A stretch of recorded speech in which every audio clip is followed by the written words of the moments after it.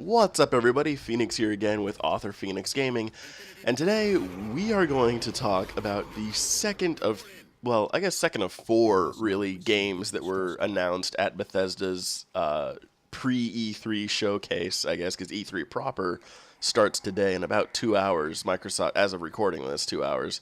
Microsoft's press conference starts at 9 a.m. my time, so I'm going to have to get this up and done pretty quick because I don't want to miss the Halo 5 reveal. But Halo 5 is not the subject of this video. Doom 4 actually is, and originally Doom 4 was going to be the last video I posted in this little E3 collection for Bethesda, but I was watching the gameplay again this morning before recording this, and I really wish I could actually include that footage in this video and be talking over it, but sadly that's not the way the world works. And I gotta be honest, the relationship I have with Doom is very similar to the relationship I have with Fallout, in the sense that it's always kind of been something that I wish I was like that hardcore old school fan of this franchise, but I'm not. You know, Doom and Doom 2 came out, I think like the year I was born, I think, is when the original Doom came out. So I never got a chance to play those games really ever, and certainly not by the time I actually started getting into gaming. I got into gaming through the Sega Genesis, and my actual first console was the original PlayStation. So Doom was, as a gamer, much as it kind of hurts my pride to admit, Doom was just a little bit before my time as a gamer, so I never really got into it at first. But then Doom 3 came out on the Xbox, the first Xbox, and that was my gateway to the Doom franchise. And with this reveal of Doom 4, I've heard a lot of people saying that, you know, Doom 3 was very much not a Doom game because of how, like, slow-paced and linear and, like, corridor shootery as it was, if that can even be a word. So that was a bit of a culture shock to me, because I have nothing but fond, adoring memories of Doom 3. Like, Doom 3 scared the shit out of me when I first played through it, because it was so dark, and you always had to make that choice of, do I have the flashlight or the gun? Flashlight or the gun? And like that, having to choose between being able to see what's in front of me and being able to fight what's in front of me was just, it was such a nerve-wracking, pulse-pounding experience for me. And I absolutely fell in love with that game. Like, if there's ever going to be like a really old school remaster, I would really want them to bring back Doom 3, because I love that game, and I'm going on, and I could gush about it forever. So given that was my reaction and my relationship with Doom 3, I'm sure you can imagine my disappointment when I started watching the gameplay for Doom 4, and I realized that it's not at all dark, it's not at all scary, and if anything, it seems to be a very, very high action, high violent, high speed type of game, which is almost the antithesis of what Doom 3 was.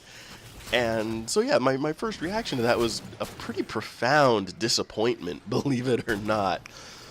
But then as I kept watching this gameplay, as the demo kept going on, and you see like the hand-to-hand finishing moves when an enemy gets into a staggered state, like they'll flash like red or like this really kind of light whitish blue, and then you can close in and go in for this really brutal hand-to-hand finishing move. Or, oh my god, don't even get me started on the chainsaw and how, because I remember in Doom 3 with your chainsaw, your enemies basically just evaporated into a giant splash of blood, or maybe, you know, little like they just exploded into pieces. But in the chainsaw in Doom 4, like, well, to put it simply, it does to your enemies what you would think a chainsaw would actually do to someone. And it was really, a lot of it was actually really bringing me back to a lot of like the 80s style slasher movies, which were, I mean, when it comes to movies, I was raised on Disney movies and 80s slasher films, so big nostalgia points for the chainsaw. And again, with like the weapons and the explosions and just all the cool stuff that was going on, I really started to get this feeling that Doom was, in a way, coming back to sort of regulate on the ocean of modern military shooters that the first-person shooter genre has devolved into, because I mean, this genre basically exists because of Doom. I know Wolfenstein technically came first. It was sort of the first-person shooter, but Doom is really what made the genre. And you know, after 10 years of the Call of Duties and the Battlefields, as much as I love Battlefield, it really has started to feel like the first-person shooter genre is all modern military or near-future real-world military shooters, and that bothers me. Like that, I think I speak for a lot of people when I say that that's not what the first-person shooter genre should be. We need the variety. We need someone or something to come in here and just regulate on the mess of military shooters this game has turned in. This genre has turned into, and watching Doom 4 be played in, you know, live in front of us, because I was watching the live stream last night, it really felt like the granddaddy of all first-person shooters was coming back into town to, you know, as crude as this is going to sound, bitch slap his family back into line. Like, get all of his... I imagine it in my head as, you know, all of these, like, you know, adult kids, basically, like, you know, people in their late 20s, early 30s, are all gathered in, like, the family house together, and, like, their dad has just died and left them all this, you know, wealth of money, and they're all, you know, rather than just taking their particular share of it and being happy with that, they've started fighting with each other and getting pretty nasty about it to, you know, get as much of that money for themselves as they can.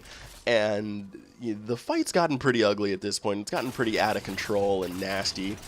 And I am always imagined Doom in my head as this, you know, old school badass grandpa who just, you know, as all of his descendants are fighting over, you know, relatively meaningless things, he just kicks in the door and just starts, you know, like with his cane or with his hands or whatever, just starts, you know, slapping everybody back into their proper places.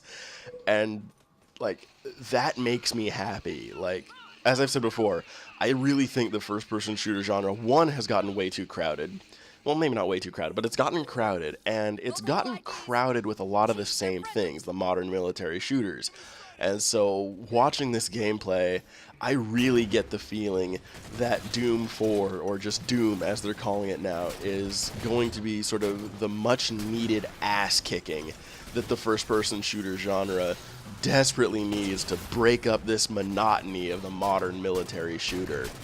And one other thing they revealed at during the Doom 4 presentation was something else that I really wanted to talk about as a Halo fan, because you know, as much as Halo, in my mind, has avoided falling into the trap of the modern military first-person shooter because it's set 500 years in the future, and it doesn't come, it's, you know, it's not an annualized franchise, thank God. You know, we're only getting one, like, what, one every 2-3 years? Like, we got Halo 4 in 2012, and we sort of got the Master Chief Collection to kind of hold us over.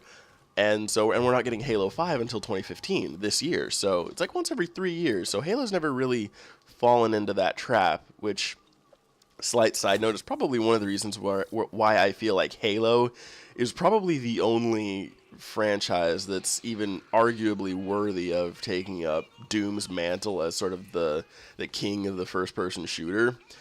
But that's just my personal opinion. But why I bring up Halo in relation to Doom isn't just because of its place in the genre, but because of the fact that Halo, since Halo 3 has had Forge, which is a feature that allows you to go into a map and, you know, place different items and vehicles and weapons and spawns, and it basically allows you to sort of create your own multiplayer map, and it's gotten more and more powerful and more robust in that sense as the games have gone on. Like, I remember the Halo Reach Forge was just mind-blowing, and I know Halo 4 has it, but I haven't really messed with it, but that is neither here nor there. The point being, this Doom Snap Map feature that they introduced looks like it's about to blow Forge out of the water, because as fun as Forge is in Halo, it only allows you can't alter the level geometry. Like, you get the level geometry and then you can play around within it. But just based on what they showed of Snap Map, it actually looks like you'll be able to build and create that level geometry on your own. Sort of like if the levels are built out of, you know, this massive pool of Legos, id Software is actually giving you that pool of Legos to build your own maps with. And I cannot even begin to explain how cool I think that is and how much I think that is going to really help blow the lid off of Doom and really help Doom reclaim its place at the top of the heap of first-person shooters. So I'll have a link down in the description to gameplay if you want to go watch that. I don't know if the Snap Map bits are up on the internet yet. I'm sure they are if you want to Google around and search for them.